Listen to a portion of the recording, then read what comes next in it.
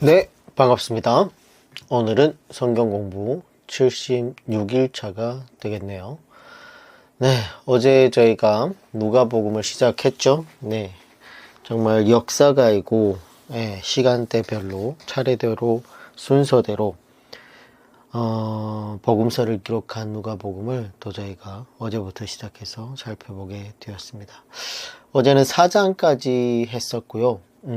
오늘은 5장부터 살펴보도록 하겠습니다. 기도하고 시작하겠습니다. 우리의 생명 되시는 하나님, 주님의 극진한 사랑과 은혜에 감사를 드립니다. 주께서 지난 간밤도 저희들에게 단잠을 허락해 주시고 우리에게 새 생명으로 우리 육신의 피곤함과 육신의 질병을 치료해 주심에 감사를 드립니다. 이 이른 새벽 또 하나님의 말씀을 살펴보고 듣고 배워보려고 합니다. 주님, 이 시간만큼은 우리의 육신이 피곤치 않게 하여 주시고 맑은 영혼으로 허락해 주시사 하나님 말씀 들을 때에 깨닫는 은혜를 경험할 수 있도록 도와주시옵소서. 오늘은 또한 누가 선생님이 기록한 복음서를 또 이어서 살펴보려고 합니다. 우리가 누가복음을 통해서 하나님의 이 땅에 오셔서 공생애를 겪었을 때의 일들을 또한 잘 살펴볼 수 있도록 인도하여 주시고, 무엇보다도 그 교훈을 통해서 우리가 하나님을 더욱더 알아가고 이 땅에서 살아감에 있어서 삶의 예배로 주님께 영광 돌리는 귀한 백성들로 인도하여 주시옵소서. 이 시간도 함께하여 주시옵길 바라며 살아계신 예수님의 이름 받들어 감사하며 기도드립니다. 아멘. 네, 5장부터 살펴보도록 하겠습니다.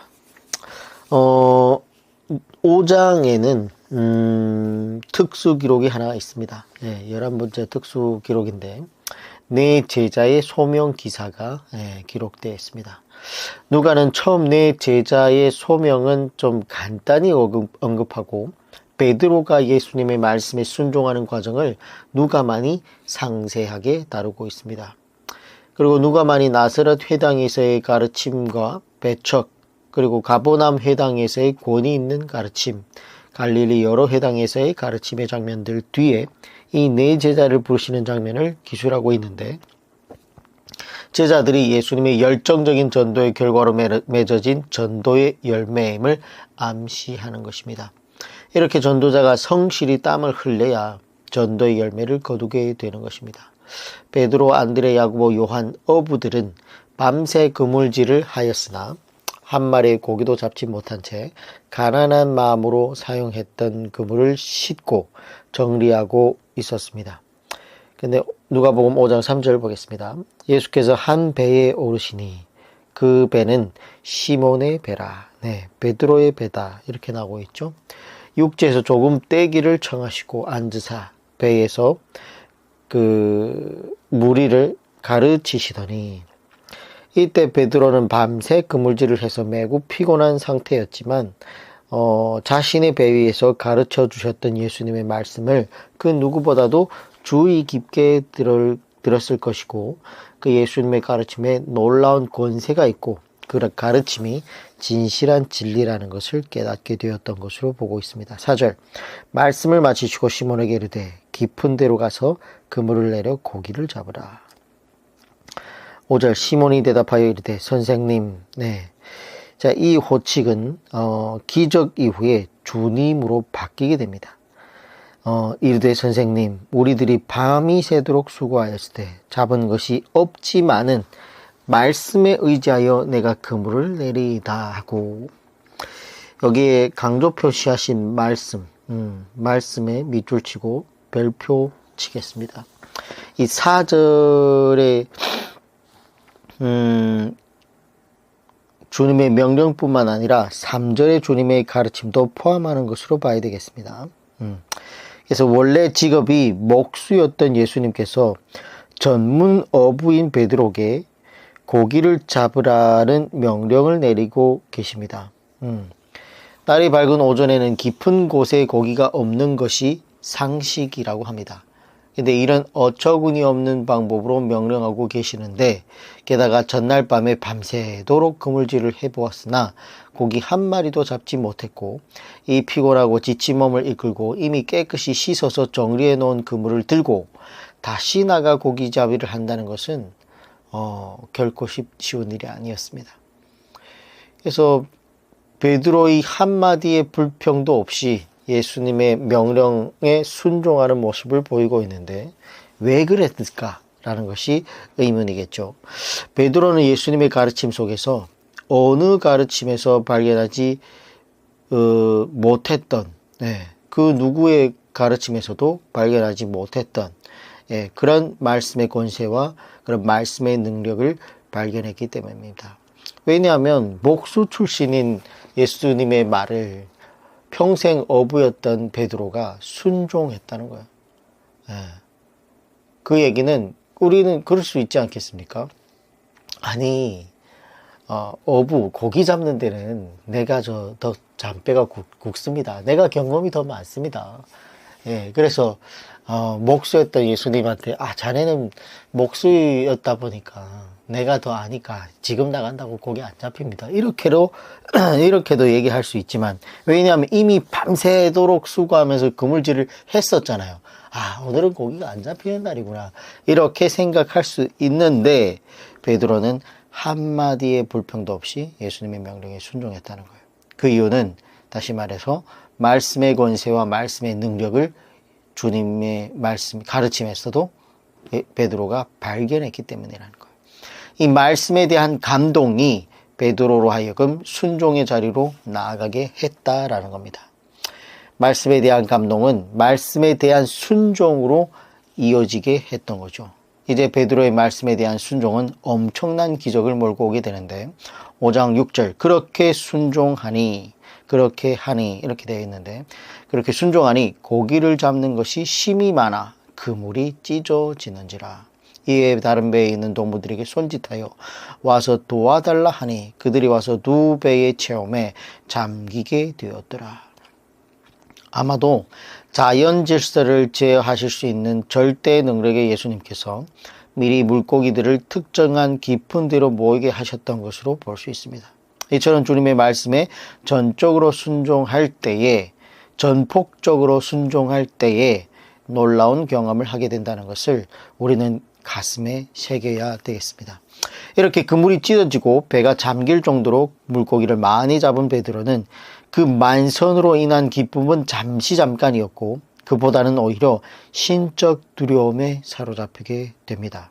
5장 8절 시몬 베드로가 이를 보고 예수의 무릎 아래에 엎드려 이르되, 아까는 선생님이여 라는 호칭을 썼는데 이번에는 주님 나를 떠나소서 나는 죄인이로소이다 하니, 물고기로 가득 찬 배를 이끌고 육지로 올라온 베드로가 처음 한 행동은 예수님을 향한 경외심으로 그분 앞에 무릎을 꿇고 납작 엎드리는 것이었다는 겁니다. 그리고 예수님께서 자기 곁을 떠나주실 것을 강하게 말씀드렸던 것인데, 왜냐하면 그는 이번 예수님의 말씀과 그런 기적을 경험하면서 예수님은 거룩한 분이신 반면에 자기 자신은 하나님 앞에 너무나 부끄러운 죄인임을 깨달았기 때문입니다. 우리가 이러한 베드로의 반응을 통해서 알 수 있는 것은, 사람이 참으로 예수님을 만나게 되고 진리를 만나게 된다면 바른 자아관을 갖게 되는데, 그 성경적 바른 자아관은 자기 자신이 죄로 오염되고 죄로 물든 초라한 사람임을 철저히 깨닫고 인정하는 거예요. 이러한 성경적 바른 자아관이 반드시 우리에게도 있어야 된다는 겁니다. 이런 것들이 매우 중요한 진리죠. 오늘날 어떤 성도들은 자기 자신이 특별하다고 대단한 존재인 것처럼 생각하고, 또 교회에서 그러한 존재로 인정받기를 원하는 성도들이 있는데, 그리고 또 어떤 성도들은 이 진리의 빛 앞에 자신의 죄가 드러나서 자기 자신이 얼마나 초라하고 부끄러운 죄인지를 깨닫는 분들이 있다는 거예요. 이렇게 상반된 성도들이 있다는 거예요. 진리 앞에서. 우리는 바울 사도의 고백, 나는 죄인 중에 큰 죄인입니다 라는 그런 고백처럼 우리 마음속에 겸손하고 죄인이라는 그 고백을 마음 깊이 새겨야 될 필요가 있다라는 겁니다. 5장 10절 세베다의 아들로서 시몬의 동업자인 야고보와 요한도 놀랐음이니라. 예수께서 시몬에게 이르시되 두려워하지 말라. 이제 이후로는 내가 사람을 취하리라. 사람을 낚는 어부가 되리라 하시니 11절 그들이 베드를 육지에 대고 그들이라는 것은 베드로, 안드레, 야고보, 요한 4명을 말합니다. 육지에 대고 밑줄 칩니다. 모든 것을 버려두고 예수를 따르니라. 이게 가장 기본적인 제자도라는 겁니다. 모든 것을 버리고 내려놓고 포기하고 예수님을 따랐다는 것은 여러 중요한 의미가 있는데 오늘날에도 우리 모두는 예수님의 제자로서 이러한 바른 전통을 따라야 된다는 거예요. 이번 4절 5절의 문단에서 다시 한번 더 생각해 보면 말씀을 마치시고 시몬에게 이르시되 깊은 데로 가서 그물을 내려 고기를 잡으라. 시몬이 대답하여 이르되 선생님 우리들이 밤이 새도록 수고하였으되 잡은 것이 없지만은 너무 중요합니다.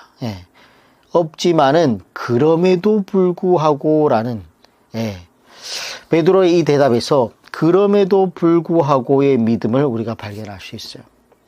베드로의 그럼에도 불구하고의 믿음이란 내가 하기 싫음에도 불구하고 어쩔 수 없이 말씀에 의지하여 내가 그물을 내리이다 라고 순종하는 것이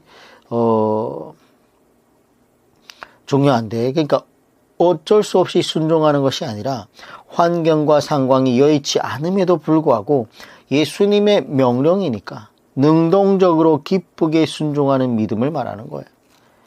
우리에게도 환경과 상황이 어려움에도 불구하고 예수님의 말씀이니까 기쁨으로 기꺼이 순종하는 그럼에도 불구하고의 신앙이 있어야 베드로처럼 놀랍고 복된 경험들을 할 수 있을 것이라는 겁니다. 그래서 이런 신앙이 굉장히 중요하다는 거죠. 그래서 제자도 모든 것을 버려두고 그럼에도 불구하고 이런 것을 5장에서 살펴보게 되었습니다.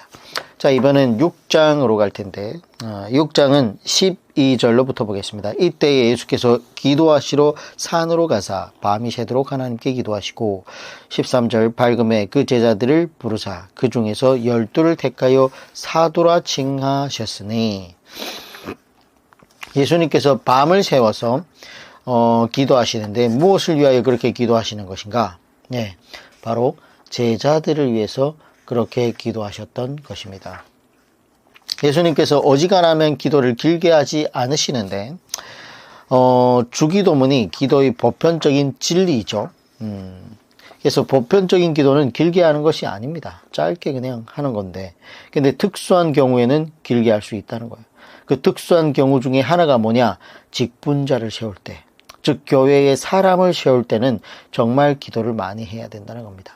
이처럼 사람을 세우는 일은 신중하고 중요한 일이라는 거예요. 오늘날 사람을 잘못 세워서 교회가 어려운 경우들이 너무 많습니다. 심지어 예수님이 바울이 담임 목사님으로 와도 그 교회가 변화되지 않을 정도로, 그래서 사람이 없으면 장로, 안수직사감이 없으면 세우지 말아야 되는데 그럼에도 불구하고 교회가 욕심이 있어서 때로는 교회 어떤 일, 예를 들면 주차장 부지를 산다든지 아니면 담임 목사 자가용을 구입을 한다든지 이런 일 때문에 욕심이 있어가지고 재직들에게 돈을 걷어내기 위해서 이런 항종직을 세우는 경우가 굉장히 많다는 거예요. 그래서 그렇게 해서 세워진 사람들은 과연 바른 역할을 할 수 있겠느냐라는 것도 큰 문제인 거죠. 자, 그리고 7장으로 가도록 하겠습니다. 7장. 7장 같은 경우에는 예수님의 특수 기록이 나오는데 누가복음의 특수 기록이 나오는데 11절입니다. 11절. 그 후에 예수께서 나인이라는 성으로 가실새 제자와 많은 무리가 동행하더이니. 자, 나인성 과부의 아들을 살린 사건은 복음서 기자 중에 유일하게 누가만 챙겨서 기록하고 있습니다. 이번 사건은 예수님께서 죽은 자를 살리신 세 번의 이적 중 첫 번째 이적입니다. 예수님의 이러한 놀라운 사역은 생명과 사망의 세계를 다스리시는 예수님의 위대한 능력을 나타내는 것인데, 마지막 나팔 불 때 이 예수님의 절대 능력이 참 믿음의 사람들을 생명의 부활로 이끄실 것을 예표하는 것이라 할 수 있겠습니다. 그래서 예수님의 공생의 사역에 있어서 제자와 무리라는 이 두 집단은 아주 자주 등장합니다. 그래서 여기 보면 7장 11절에 제자와 많은 무리가 동행하더니 이렇게 기록되어 있는데, 하지만 이 제자와 무리는 분명하게 차이가 있는 집단입니다. 우리는 각자 제자인지 무리인지 생각해 볼 필요가 있다는 거예요. 사실 오늘날도 제자도를 따르는 제자들은 많지 않습니다. 12절 성문에 가까이 이르실 때, 예수님께서 그러니까 성문에 가까이 이르실 바로 그때에, 자, 이러한 표현은 하나님의 오묘하고 정확한 설미를 나타냅니다. 사람들이 한 죽은 자를 메고 나오니 이는 한 어머니의 독자요 그의 어머니는 과부라. 그 성의 많은 사람도 그와 함께 나오거늘. 13절 주께서 과부를 보시고 불쌍히 여기사 울지 말라 위로하시고. 불쌍히 여기사로 번역된 헬라어는 원어적으로는 창자까지 뒤틀려지는 것을 의미하는데, 이에 대해서 몇몇 영어 성경은 그의 마음이 동정으로 흔들렸다라고 번역하고 있는데, 이러한 번역이 우리 성경보다는 원문의 뉘앙스보다 충실한 번역이라고 할 수 있습니다. 좀 더 우리 정세에 맞게 원문의 뉘앙스를 살려 번역한다면 가슴 아리를 하다라는 표현으로 번역할 수 있겠습니다. 이렇게 예수님께서는 남편 없이 살아오던 과부가 외아들마저 잃고 절망에 쌓인 채 장지로 행하는 것을 보시고, 이 과부가 지금 겪고 있는 아픔을 이해하시고 가슴 아리를 하시며 울지 말라라고 이렇게 위로해주는 문구입니다. 자, 그리고 13절은 예수님께서 나인성 과부의 죽은 외아들을 살려주신 동기가 불쌍한 여인에 대한 예수님의 뜨거운 연민이었음을 밝히고 있다는 거예요. 예수님께서 베푸신 이적은 거의 대부분 이적의 수혜자의 믿음의 여부에 따라 베풀었지만, 이렇게 가난하고 불쌍한 자들에 대한 뜨거운 사랑과 연민에서 비롯된 이적도 있었다라는 것을 볼 수 있어요. 자, 그리고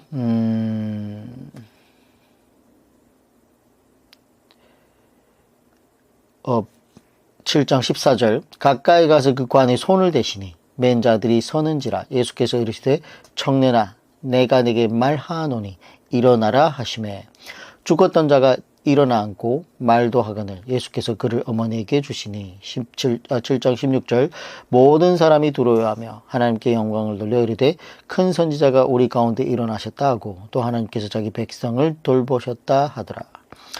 한편 성경에서는 죽은 자가 살아난 사건이 예수님 죽음 직후에 무덤들이 열리면서 살아난 많은 성도들과 예수님 부활을 제외하고는 모두 7번 기록되어 있습니다. 엘리야, 엘리사, 그리고 베드로, 바울에 의해 한 번씩 있었습니다. 그래서 예수님 이해 3번 죽은 자가 살아나는 일이 있게 되었습니다. 근데 이 가운데서 자신의 능력으로 죽은 자를 살리신 경우는 예수님밖에 없다라는 거죠. 다른 분들은 다 하나님의 능력에 힘입어서 이었고, 예수님뿐만 뭐예요? 하나님이시니까 직접.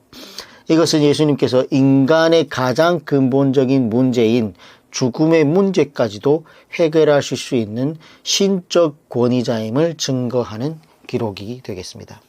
자, 8장 가겠습니다. 8장 2절부터 보면 많은 여인들의 이름을 밝히고 있는데, 이것도 누가복음의 특징 중에 하나입니다.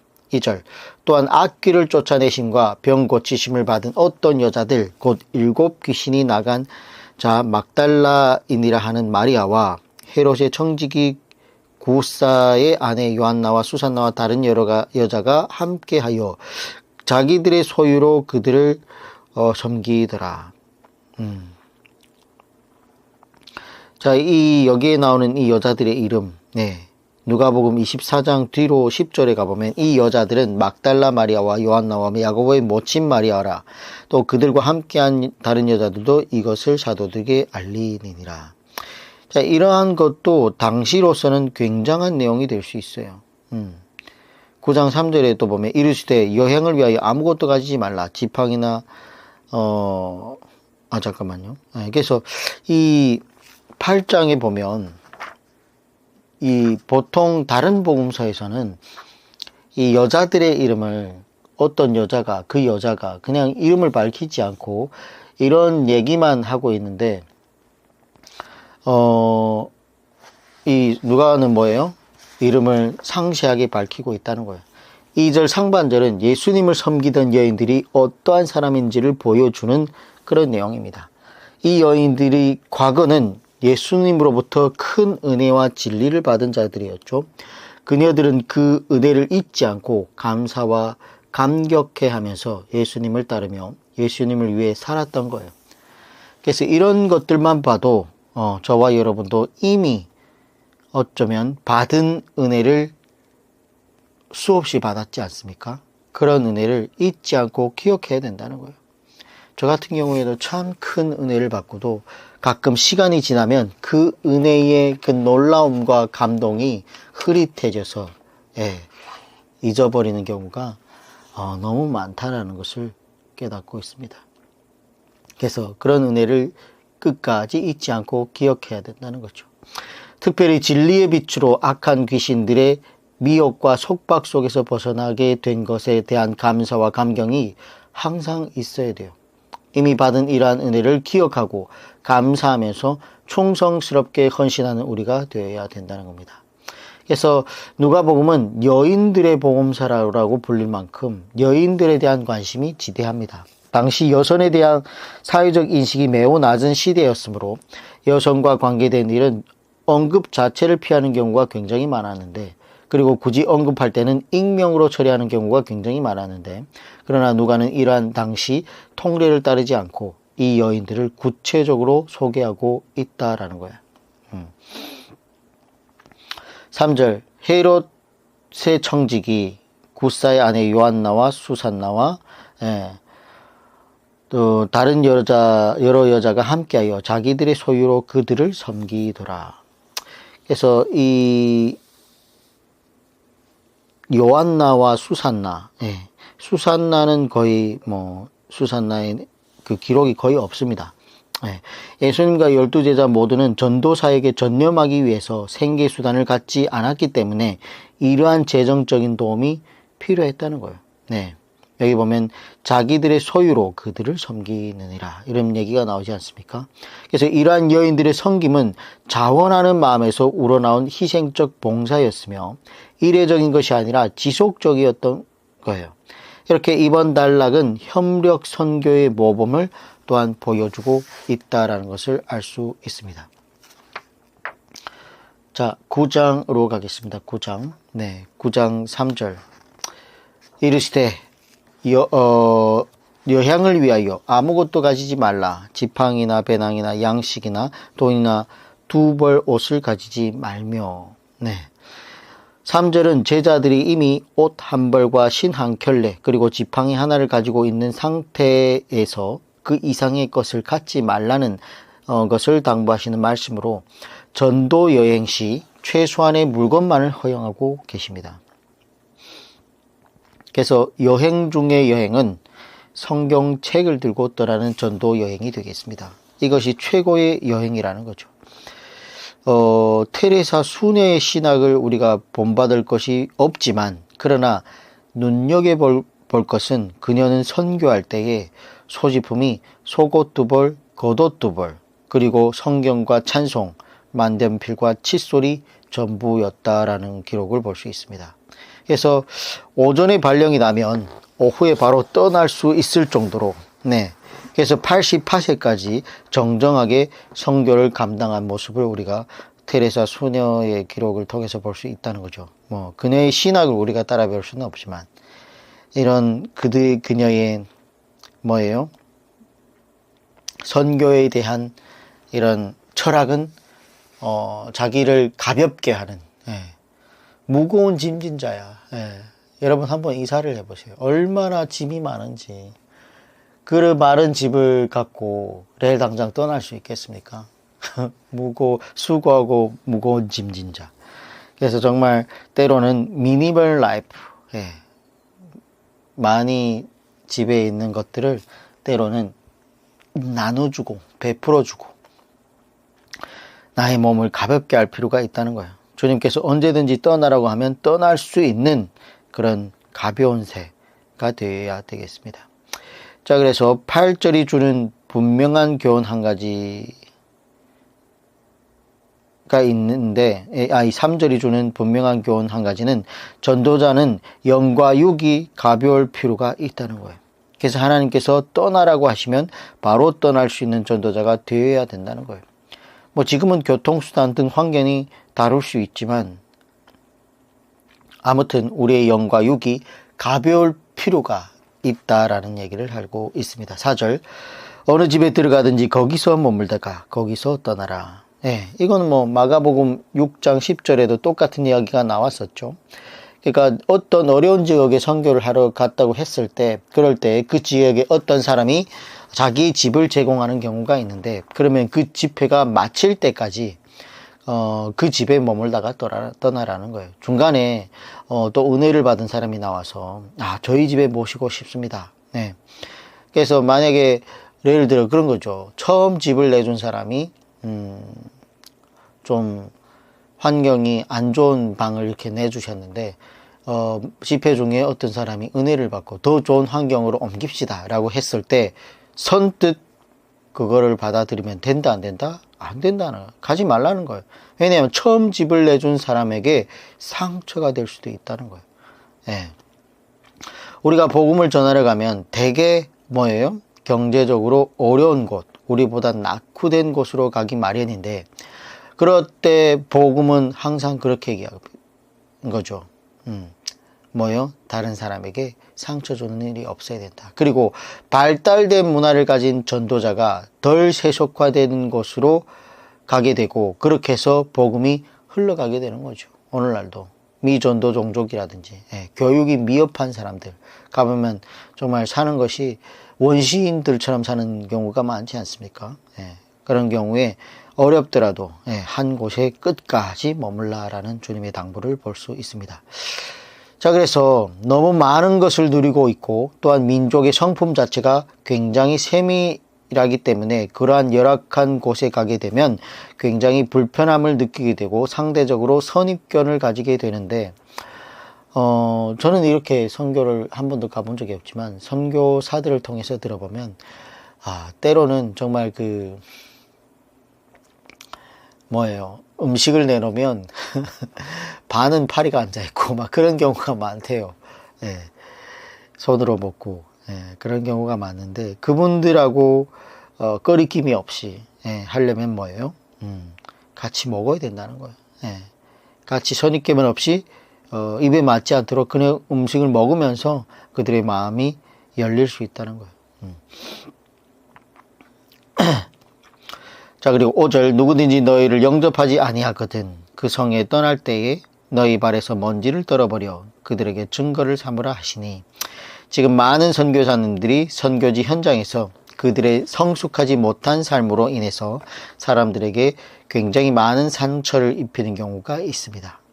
오히려 전도를 하는 것이 아니고 하나님께 욕을 먹이고 예수님께 욕을 먹이는 사람들이 너무도 많다는 거예요. 그래서 교회들이 선교 보고를 받으면서 전도를 잘 하고 있겠지 하지만 선교지에 가서 보면 그들은 굉장히 누리면서 마치 현지인들을 종처럼 생각하고 자신들을 상당히 높은 위치에 있는 것처럼 생각하고 사역하는 사람들이 굉장히 많다는 거예요. 말로는 이렇게 하지 않으면 그들을 다스릴 수 없다라고 하면서 하고 있는데 잘못됐어요. 섬기는 자세로 들어가야 되는데 어떻게 보면 부리는 자가 되고 있다는 거예요. 그러면 예수님의 가르침이 되겠습니까? 그대로 맞다고 생각하나요? 잘못되어 가고 있다는 거예요. 자, 9장 62절로 가겠습니다. 네, 9장 62절. 여기에 이 57절에서부터 62절은 제자됨의 조건인데, 근데 그 제자됨의 조건의 결론이 무엇이냐면 바로 62절입니다. 9장 62절. 잠깐만요. 네.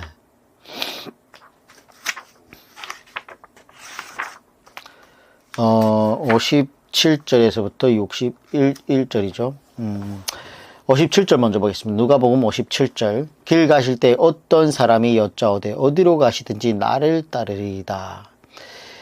마태 8장 19절에 보면 한 서기관이 여짜오되 이렇게 기록되어 있습니다. 당시 이스라엘 사회에서 최고의 엘리트였던 서기관이 예수님께 이런 고백과 결단을 했다는 것은 파격적인 일인데, 하지만 이 서기관의 결단은 예수님의 고난을 생각하지 않은 맹목적인 열광에서 비롯된 것이었습니다. 58절. 예수께서 이르시되 여우도 굴이 있고 공중에 새도 집이 있으며 인자는 머리 둘 곳이 없도다 하시고, 58절은 여우나 새 같은 짐승도 저녁이 되면 들어가 쉴 일정한 곳이 있는데, 예수님은 오늘은 어디에서 유숙해야 할지, 내일은 또 어디에서 유숙해야 할지를 모르는 기약 없는 나그네 같은 삶이 날마다 계속되고 있음을 말씀하고 계시는 것입니다. 이렇게 예수님께서 내 삶이 머리 둘 곳도 없는 삶의 연속인데 그래도 나를 따르겠느냐라는 질문을 이 서기관에게 하고 계십니다. 자, 그래서 두 번째로 59절에서 60절은 예수님의 제자는 하나님의 나라의 일을 최우선해야 함을 말씀하고 있는데, 예수님께서는 한 서기관 옆에 있는 듯한 다른 사람에게 제자로서의 삶을 명령하고 계십니다. 59절에 또 다른 사람에게 나를 따르라 하시니 그가 이르되 나로 먼저 가서 내 아버지를 장사하게 하옵소서. 이 59절의 해석은 병행구인 마태복음 8장 21절의 설명을 참고하시면 되겠습니다. 마태복음에 나와 있죠. 그리고 60절은 제자도가 우선순위의 문제점을 말씀하고 있는데, 영적이고 진리적인 하나님의 일보다 육적인 유익을 위한 세상의 일을 먼저 챙기는 사람은 예수님의 제자로서 합당하지 않다라는 예수님의 책망의 말씀이 기록되어 있다는 거죠. 자, 그래서 하나님의 나라를 전파하는 것은 앞에서 배웠던 것처럼 진리의 말씀을 성실히 공부해서 말씀을 온전하게 전파하는 거예요. 이 세상에 사는 사람이 세상의 일을 무시할 수는 없지만 이 중요한 하나님의 일보다 세상의 일을 우선시하며 살아간다면 그 사람은 본문에 나오는 죽은 자들이 되고 마는 것이죠. 우리는 이러한 예수님의 말씀을 통해 삶의 최우선에 대해 분명히 배울 수 있어야 됩니다. 혹시나 나에게는 하나님의 나라의 일보다 더 시급하고 더 중요한 문제가 있지는 않은지, 그 급한 문제를 해결하느라 매일 시간과 매주의 에너지를 허비하고 있지는 않은지 자신의 삶을 한번 정직하게 돌아볼 필요가 있다라는 것이죠. 61절. 또 다른 사람이 이르되 주님 내가 주를 따르겠나이다마는 나로 먼저 내 가족을 작별하게 하소서. 61절 하반절의 원어적으로 다시 번역하면 남자 가족들에게 작별하게 하소서입니다.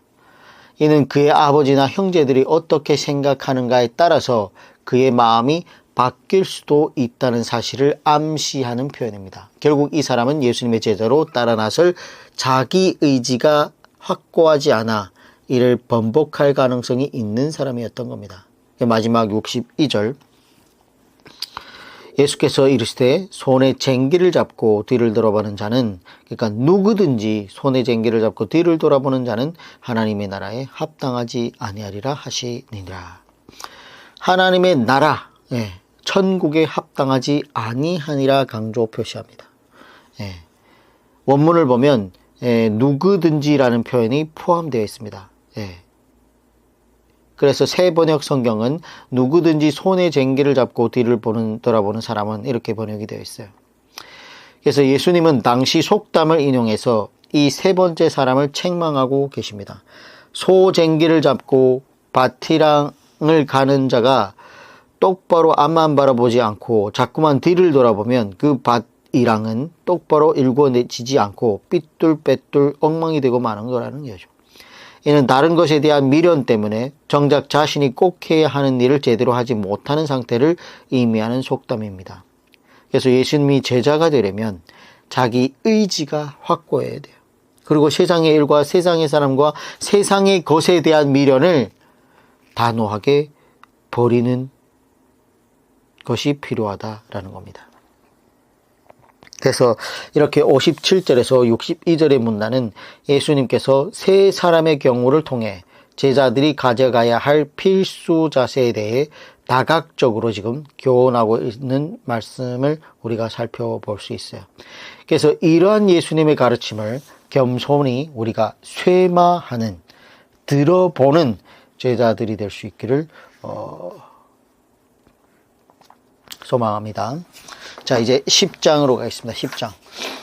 10장 1절부터는 70인 제자의 이야기인데, 누가가 보니까 예수님의 12제자만 있던 것이 아니라 70인의 제자도 있었다는 거예요. 1절, 그 후에 주께서 따로 70인을 세우사 친히 가시려는 각 동네와 각 지역으로 둘씩 앞서 보내시며, 자, 누가만 이것을 밝히고 있어요. 그리고 그들이 전도를 하고 돌아와서 하는 말이 뭐냐? 17절에 70인이 기뻐하며 돌아와 이르되, 주님, 주의 이름이면 귀신들도 우리에게 항복하더이다. 자, 귀신들도 우리에게 항복하더이다. 우리도 항상 이런 것에만 관심이 있는데, 이런 거에 너무 집중하면 된다, 안 된다? 안 된다. 18절, 예수께서 이르시되 사탄이 하늘로부터 번개같이 떨어진 것을 내가 보아노라. 그러니까 쫄병 귀신들을 70인 제자들이 쫓아내니까 대장 사탄이 내려왔다는 거예요. 그 얘기를 지금 하고 있습니다. 10장 19절, 내가 너에게 뱀과 전갈을 밟으며 원수의 모든 능력을 제어할 권능을 주었느니 너희를 해칠 자가 결코 없으리라. 아멘이죠. 우리가 전도를 하면 사탄이 우리에게 겁을 줄 수는 있지만 우리를 해칠 수 있다 없다? 없다라고 얘기할 수 있습니다. 이런 말씀은 정말 우리가 별표치고 밑줄치고 기억해야 된다는 거예요. 우리에게 겁을 주어서 우리가 두려움이 올 수 있지만 우리를 해칠 수 없다는 거예요. 원수의 모든 능력을 제어할 권능을 주었으니 너희를 해칠 자가 결코 없으리라. 그 어떤 목사가 한 얘기가 아니라 예수님이 직접 우리에게 가르쳐 주시는 말씀입니다. 그러므로 두려워할 필요가 없다라는 거예요. 10장 20절, 그러나 귀신들이 너에게 항복하는 것으로 기뻐하지 말고 너희의 이름이 하늘에 기록된 것으로 기뻐하라 하시느니라. 귀신들이 항복하는 것은 기뻐할 것도 아니라는 거예요. 그런 거에 자꾸 기뻐하면서 그런 거에 뭐예요? 신경 쓰지 말라라는 거예요.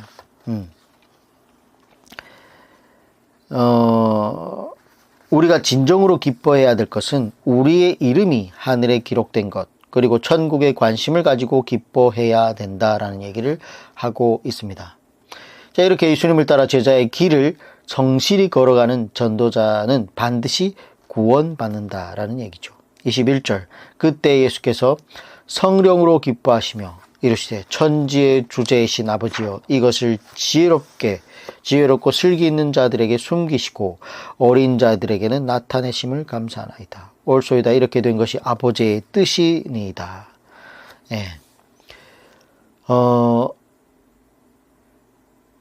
예수님께서 성령으로 기뻐하시며, 자, 이것이 예수님께서 기뻐하셨다는 유일한 기록입니다.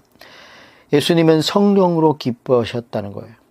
예수님께서 70인을 통하여 전도가 되는 것을 그렇게 기뻐했다라는 기록을 하고 있습니다.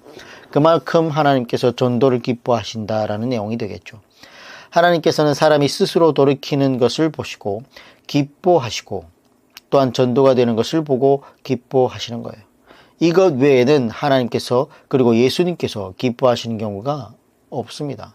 어떤 교회들은 교회 강단에 예수님의 활짝 웃는 모습을 붙여놓는데, 그러니까 여기가 유일하게 활짝 웃는 모습이고, 평상시에 예수님은 아마 되게 심각한 표정을 짓고 계시지 않았을까라는 생각을 해봅니다. 지금 세상 역사가, 그리고 교회가, 그리고 하나님의 백성들이 잘하고 있다고 하면 하나님께서 기뻐 웃으실 수도 있겠죠. 근데 잘 안 하고 있는데, 지금처럼 교회가 점점 타락하고 있는데 웃을 수 있겠습니까? 지금 하나님께서는 한국 교회를 바라보시면서 어쩌면 피눈물을 흘리고 있을 수도 있다는 거예요. 자, 그리고 이것을 지혜롭고 슬기 있는 자들에게는 숨기시고 어린아이들에게 나타내심을 감사하나이다. 자, 그렇죠. 진리를 어린아이와 같은 자들에게 나타내는 거예요. 그러니까 우리에게 뭐예요? 어린아이와 같은 마음이 있어야 된다는 거예요. 자, 그리고 25절. 25절부터는 선한 사마리아인의 이야기가 기록되어 있어요. 당시에 인종적인 차별로 멸시받는 사람들이 사마리아인이었는데, 누가복음 10장 25절, 어떤 율법 교사가 일어나 예수를 시험하여 이르되, 선생님, 내가 무엇을 하여야 영생을 얻으리이까? 예수께서 이르시되, 율법에 무엇이라 기록되었으며 내가 어떻게 읽느냐? 예수님께서는 구약 성경을 가지고 그에게 이야기하셨는데, 그의 대답을 보면 이 율법 교사가 제대로 그래도 공부를 했습니다. 27절에 대답하여 이르되, 내 마음을 다하여 목숨을 다하며 힘을 다하며 뜻을 다하여 내 주 하나님 여호와를 주 너희 하나님을 사랑하고 또 내 이웃을 내 자신같이 사랑하라 하였나이다. 우리가 앞에서 보았듯이 신명기 6장 5절과 레위기 19장 18절의 말씀인 율법의 두 가지 기둥을 제시하면서 100점짜리 대답을 했어요. 그래서 예수님께서 뭐예요? 칭찬을 하셨죠. 내 말이 옳도다. 28절에 보면 예수님께서 이르시되 내 대답이 옳도다. 이를 행하라. 그러면 살리라 하시니, 지금 어떤 문제를 이야기하고 있냐면 영생에 관한 이야기를 하고 있습니다. 근데 예수님께서 내 대답이 옳도다라고 하셨다는 거예요. 그러면 우리가 영생을 얻는 데 있어서는 반드시 뭐가 있어야 된다? 사랑이 있어야 된다는 거예요. 예. 이를 행하라. 그러면 살리라. 이를 행하라 라는 건 뭐예요?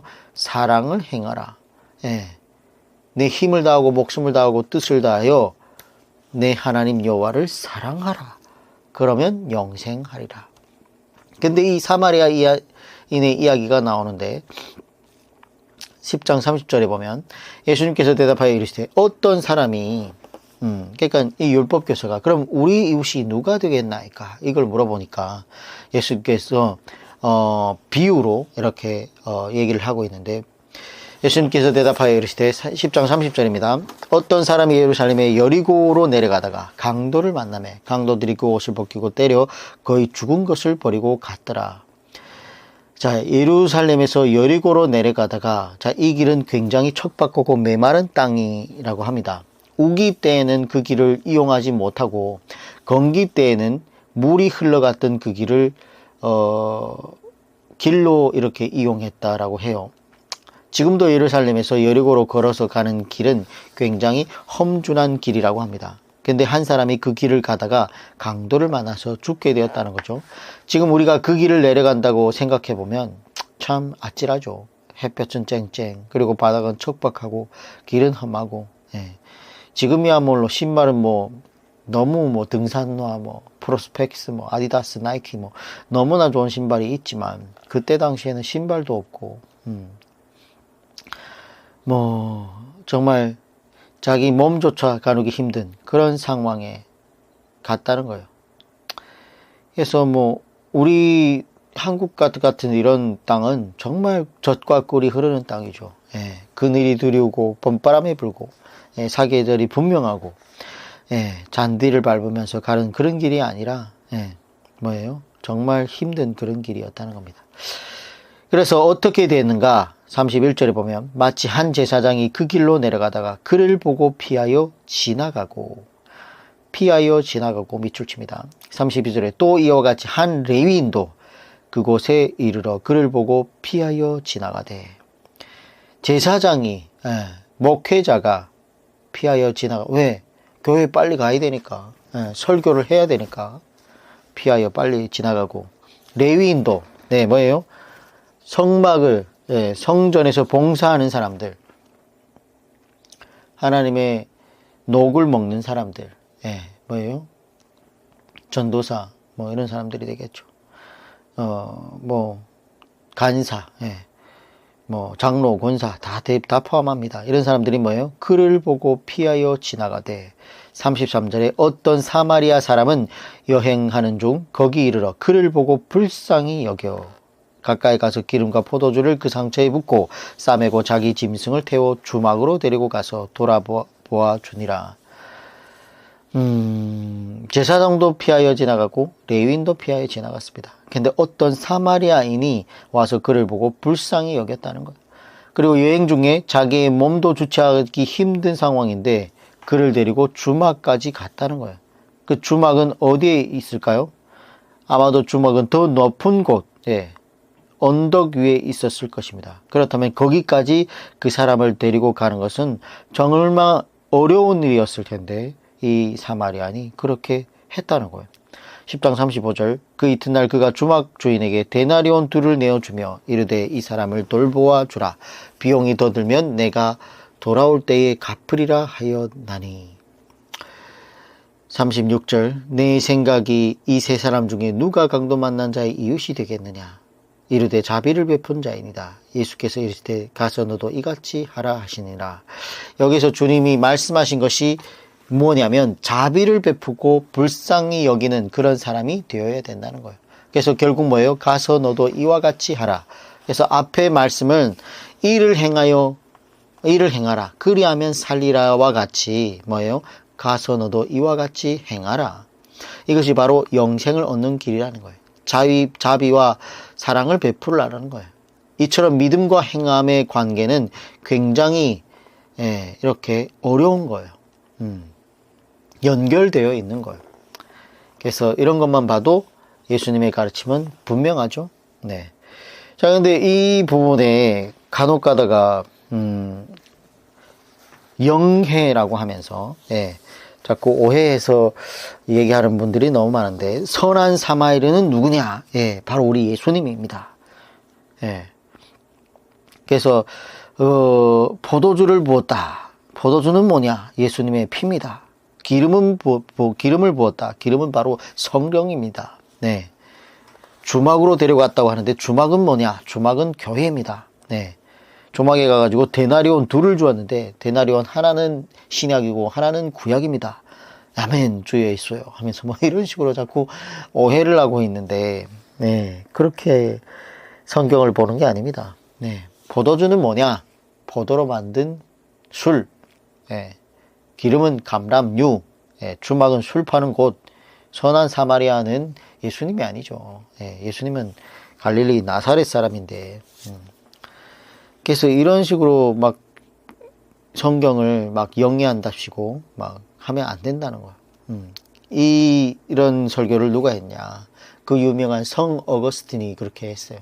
성 어거스틴이 어그러진 설교를 해가지고 많은 할아버지들이 자꾸만 그걸 써먹는데 아닙니다.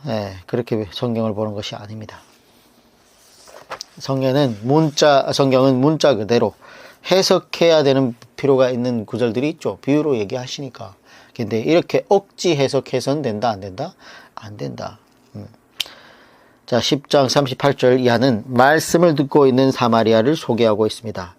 이야기도 누가가 아니었으면 우리가 못 볼 뻔한 이야기인데 10장 38절 그들이 길 갈 때 예수께서 한 마을에 들어가시매 마르다라 이름하는 한 여자가 자기 집으로 영접하더라.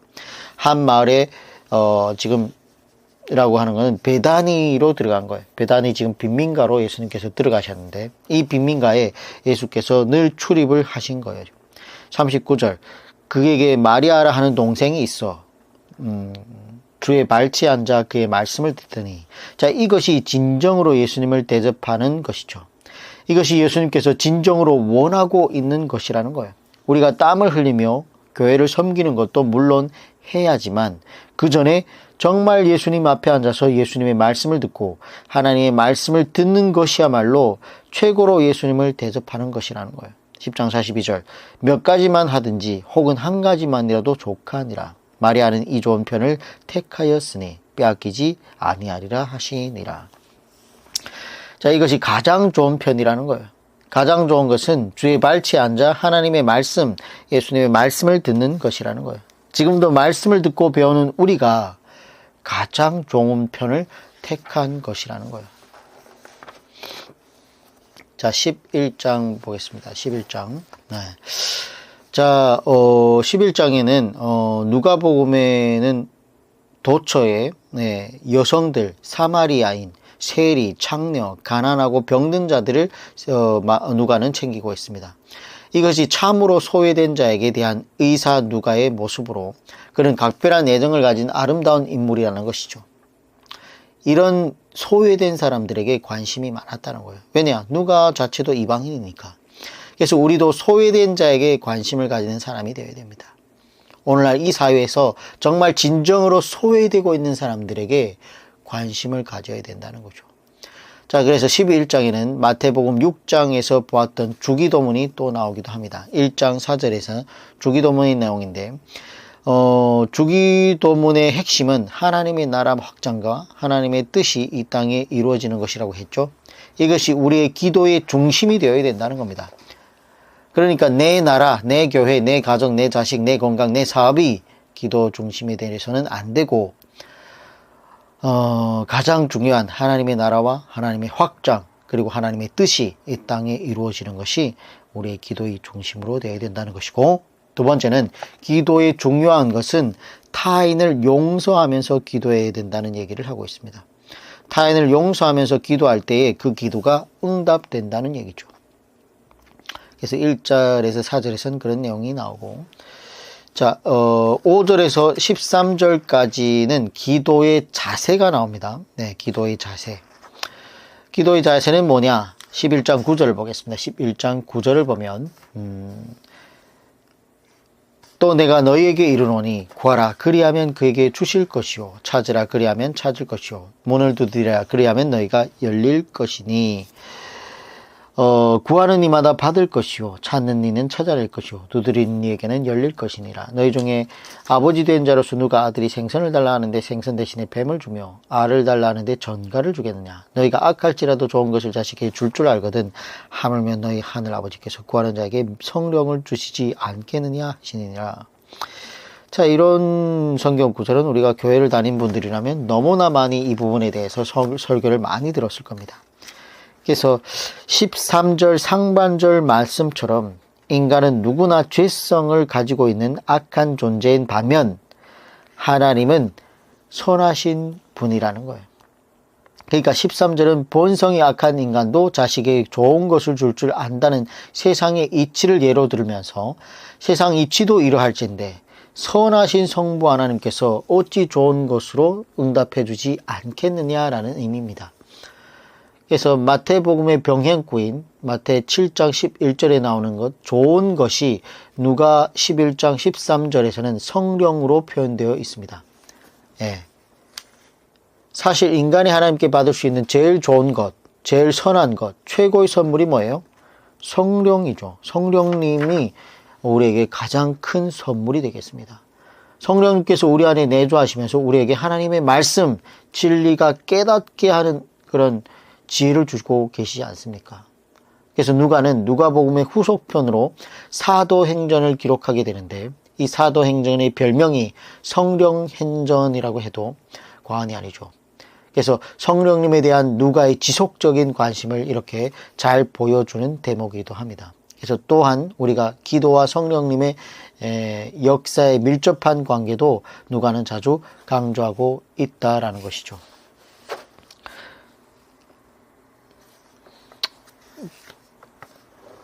자, 그래서 성령을 주시지 않겠느냐 13절에 보면 이렇게 나와 있죠.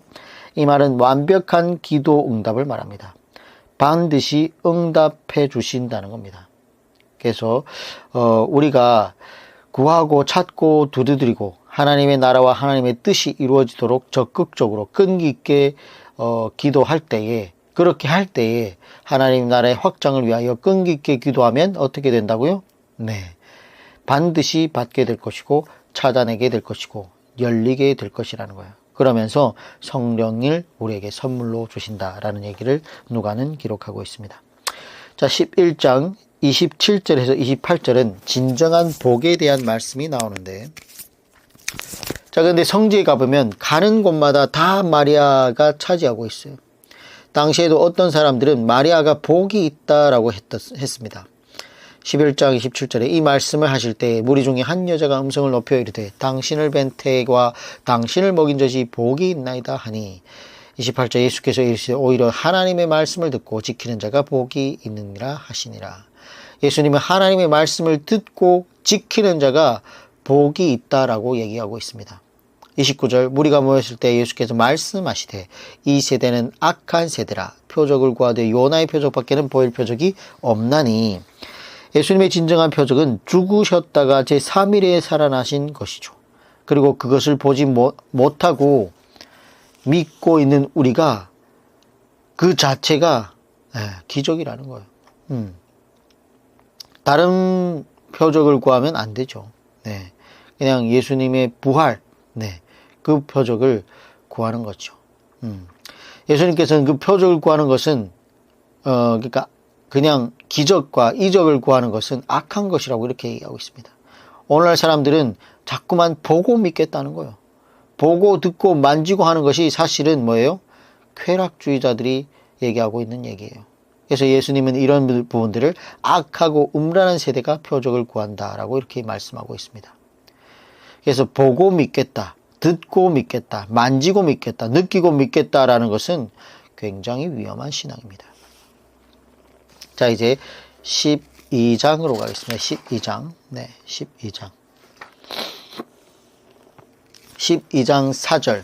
내가 내 친구 너에게 말하노니, 그러니까 제자 너에게 말하노니 몸을 죽이고 그 후에 능히 더 못하는 자들을 두려워하지 말라. 5절. 마땅히 두려워할 자를 내가 너에게 보이리니 곧 죽은 후에 또 한 지옥에 던져 넣는 권세 있는 그를 두려워하라. 내가 참으로 너희에게 이르노니 그를 두려워하라. 네, 우리는 하나님을 두려워해야 됩니다. 하나님을 만만히 보면 안 된다는 거죠. 하나님을 무서워할 줄 알고 하나님을 두려워해야 할 분을 그런 분으로 우리가 아는 것이 바른 신앙의 기초라는 거죠. 그래서 우리가 그런 기초가 생기려면 구약 성경을 공부하지 않고는 두렵고 떨린 하나님을 알 수가 없다는 거예요. 그런데 이 말씀을 언제 하셨는가? 예수님을 죽이려고 하는 유대 지도자들이 압박을 의식하고 하신 말씀입니다. 유대 지도자들이 압박해오지만 그들은 두려워할 존재가 아니라는 거예요. 하나님만을 두려워하라는 거예요. 12장 15절 그들에게 이르되 삼가 모든 탐심을 물리치라. 사람의 생명이 그 소유에 넉넉한 데 있지 아니하니라 하시고 삼가 그러니까 탐심을 물리치라. 조금 욕심을 인정해 주시면 좋겠는데 항상 이렇게 말씀하고 있습니다. 더 가지려고 하는 마음 버리라는 거예요. 하나님께서는 돈을 사랑하지 말고 있는 바를 족한 줄로 알라고 했습니다. 33절 너희 소유를 팔아 구제하여 낡아지지 않는 천국 배낭을 만들라. 곧 하늘에 둔 바 다함이 없는 보물이니 거기는 도둑도 가까이 하는 일이 없고 좀도 먹는 일이 없느니라. 우리가 천국을 갈 때에 배낭을 하나씩 짊어지고 가는 모양입니다. 그렇죠? 천국 배낭을 만들라고 하지 않습니까? 그것은 구제라는 배낭이라는 거. 구제라는 배낭. 우리가 물질을 잘 사용하는 두 가지 방법은 선교와 전도를 위하여 그리고 구제를 위하여 물질을 사용하는 거라는 거예요. 이것이야말로 천국 배낭이 될 수 있다는 거예요. 그래서 천국 배낭을 잘 준비해라는 기록을 볼 수 있습니다. 47절, 12장 47절입니다. 주인의 뜻을 알고도 준비하지 아니하고 그 뜻대로 행하지 아니한 종은 많이 맞을 것이요 알지 못하고 맞을 일을 행한 종은 적게 맞으리라. 무릇 많이 맞는 자에게는 많이 요구할 것이요 무릇 많이 받은 자에게는 많이 요구할 것이요 많이 맡은 자에게는 많이 달라 할 것이니라. 매를 맞는 것도 많이 맞는 사람이 있고 적게 맞는 사람이 있는데 알고도 행하지 않으면 많이 맞게 될 거라는 거예요. 그러니까 오늘날 주의 종들, 목회자들, 전도사들 뭐 아니면 도라는 거예요. 정말 천국의 영광스러운 곳에 가든지 아니면 지옥도 가장 깊은 곳에 가서 가장 많이 맞고 있든지. 왜? 하나님의 말씀을 맡은 자들이 뭐예요? 제대로 가르치지 않으면 그에 대한 심판이 있다 없다? 있다. 예. 메이존 크리마라고 해서 더 큰 심판을 받게 될 줄 아느라. 야고보 선생님은 그렇게 얘기했죠. 예. 그렇기 때문에 선생만이 되지 말라. 예. 선생된 자들에게는 더 큰 심판이 있으리니 이러면서 얘기하고 있습니다. 그래서 선생이 됐다고 하면 반드시 잘 가르치려고 해야죠. 하나님 뜻에 맞게 잘 선포해야죠. 51장, 51장 아니고 12장 51절. 내가 세상에 화평을 주려고 온 줄 아느냐? 내가 너에게 이르노니 아니라 도리어 분쟁하게 하려 함이로라. 우리가 진리를 가지고 있으면 다른 사람과 분쟁이 생기게 되어 있다는 거예요. 52절. 이후부터 한 집에 5사람이 있어 분쟁하되 셋이 둘과 둘이 셋과 하리니 아버지가 아들이 아버지와 어머니가 딸과 딸이 어머니와 시어머니가 며느리와 며느리가 시어머니와 분쟁하리라 하시니라. 진리로 인한 분쟁은 어쩔 수 없다라는 거예요. 가족들하고도 등질 수 있다 없다? 등질 수 있다라는 거예요. 이처럼 생명으로 인도하는 문은 좁고 그 길은 협착하다라는 거예요. 그런데 예수님께서는 뭐라고요? 좁은 문 들어가기를 힘쓰라. 이렇게 얘기하고 있습니다.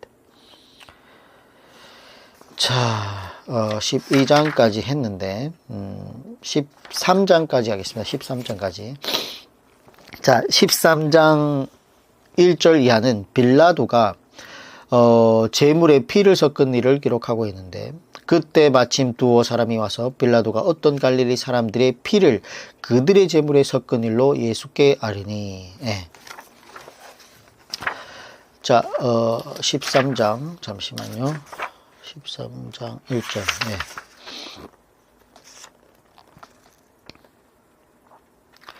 그래서 이 13장 1절도 특수 기록이죠. 네. 총독 빌라도의 갈릴리인 학살 사건을 통한 교훈인데, 이 총독 빌라도가 어떤 갈릴리 사람의 피를 그들의 제물에 섞은 일로 요 밑줄을 줄을 치겠습니다. 빌라도가 어떤 갈릴리 사람의 피를 그들의 제물에 섞은 일. 자, 줄을 치신 이 표현은 아마도 성전에서 제사를 드리던 갈릴리 사람들을 총독 빌라도가 처참하게 학살한 사건을 말하는 것으로 보입니다. 2절 대답하여 이르시되 너는 이 갈릴리 사람들이 이같이 해받음으로 다른 모든 갈릴리 사람보다 죄가 더 있는 줄 아느냐. 자, 이러한 예수님의 말씀은 총독 빌라도에 의해 학살당한 자들이 죄가 없다는 말이 아니라 다른 사람들보다 죄가 더 많은 것이 아니라는 것을 의미하고 있습니다. 예수님께서는 그들이 다른 사람보다 죄가 더 많아서 학살당한 것이 아니라 그들에게 회개의 기회가 주어졌지만 회개하지 않았기 때문에 이러한 재난을 당하게 되었음을 말씀하고 있다는 거예요. 3절 너에게 이르노니 아니라 너희도 만일 회개하지 아니하면 이와 같이 망하리라. 그러니까 너희 무리들도 이렇게 회개에 합당한 열매를 맺지 아니하면 똑같다라는 거죠. 그래서 1절부터 3절까지는 이어지는 문맥이죠. 네. 그래서 이런 것들이 왜 이렇게 됐느냐, 왜 이렇게 제물에 섞은 일로 그들을 학살했느냐, 회개하지 않았기 때문이라는 거예요. 그래서 3절을 통해 예수님께서는 이 갈릴리 사람들에게 일어났던 이 비극이 이런 무리들에게 일어난 이 비극이 무리들에게도 일어날 수 있는 일임을 경고하는 모습을 볼 수 있어요. 그래서 즉 자신의 죄를 회개하지 않을 때 누구든지 그러한 재난이 일어날 수 있음을 말하고 있는 것이죠. 자, 6절 이에 비유로 말씀하시되 한 사람이 포도원에 무화과나무를 심은 것이 있더니 그와 그 열매를 구하였으나 얻지 못한지라. 포도원에 심겨진 무화과나무에 대해서 얘기하고 있는데 9절에 이후에 만일 열매가 열면 좋거니와 그렇지 않으면 찍어버리소서 하였다 하시리라.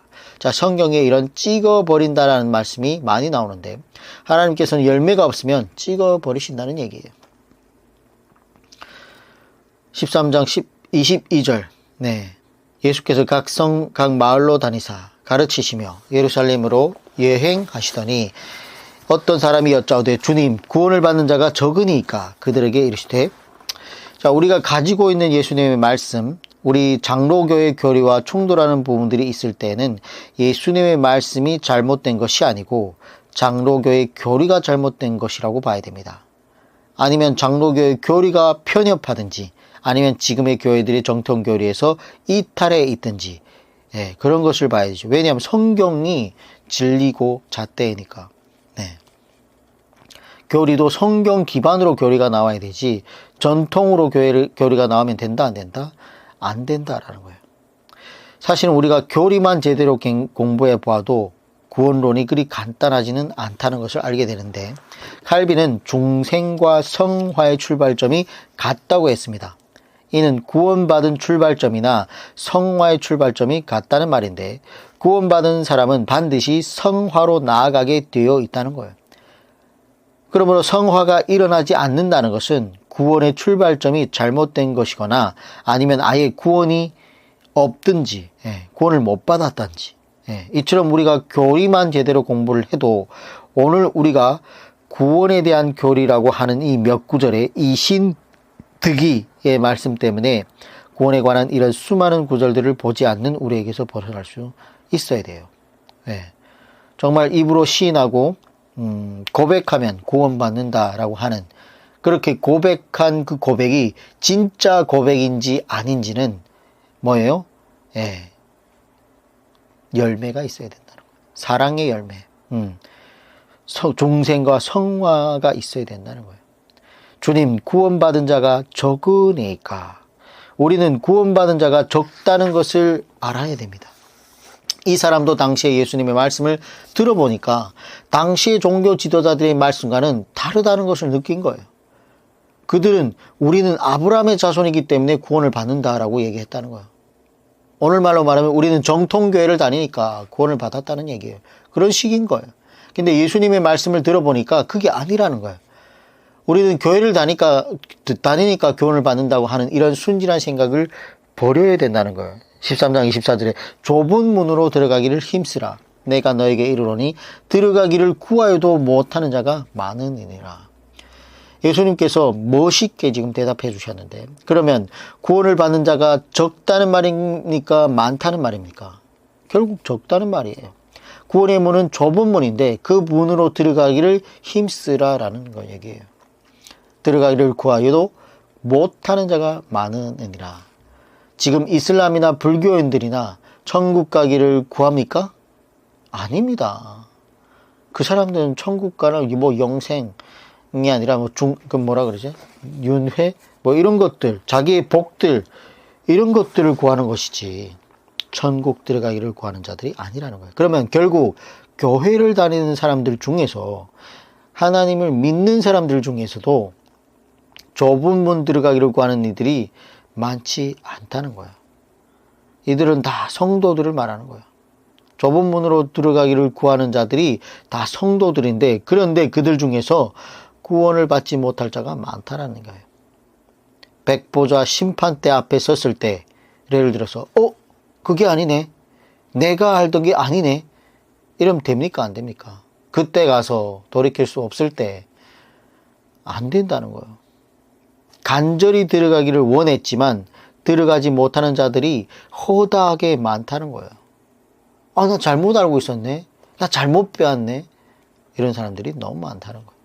13장 25절 집주인이 일어나 문을 한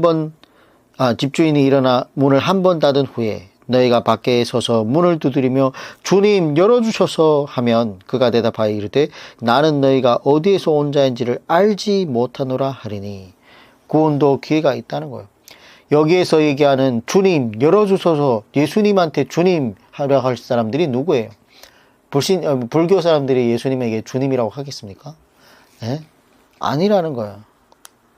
교회 다니는 사람들이 주님이라고 그렇게 외쳐도 한 번 다치면 절대로 못 들어가는 것이고 그리고 뭐예요? 나는 너희가 어디에서 온 자인지 알지 못하느니라. 그래서 종말이 오겠지만 더욱 중요한 건 우리의 개개인의 문이 언제 닫힐지 아무도 모릅니다. 13장 26절 그때 너희가 말하되 우리는 주 앞에서 먹고 마셨으며 주는 또한 우리를 길거리에서 가르치셨나이다 하나 그러면 이들이 신자인가요? 불신자인가요? 결국 신자예요. 교회에 나오는 사람들이에요. 그러면 신자라고 해서 다 구원을 받는 것이 아니라는 거예요. 심지어 말씀을 가르침을 받은 자들 가운데도 구원을 받지 못하는 자들이 굉장히 많다라는 거예요. 예, 돌짝밭, 네, 옥토가 아닌 마음에 떨어진 사람들, 행함이 없는, 열매 없는 그런 사람들을 예수님께서 너희들이 어디에서 온 자인지를 난 알지 못하느니라 이렇게 얘기한다는 거예요.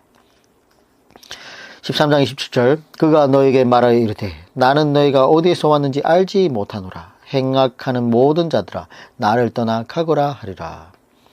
그를 안다고 하는데 주님은 알지 못한다고 하는 겁니다. 이게 문제라는 거예요. 예. 근데 중요한 거는 행악하는 모든 자들아 이것이 문제죠. 마태복음의 산상수훈에서는 어떻게 말씀하고 있습니까? 불법을 행하는 자들이라고 나와 있어요. 그래서 예수님을 믿는다고 하면서 말씀대로 살지 않고 행악했던 사람들, 예수님은 난 너희들을 모르는 사람들이라 이렇게 외면하시겠다는 겁니다.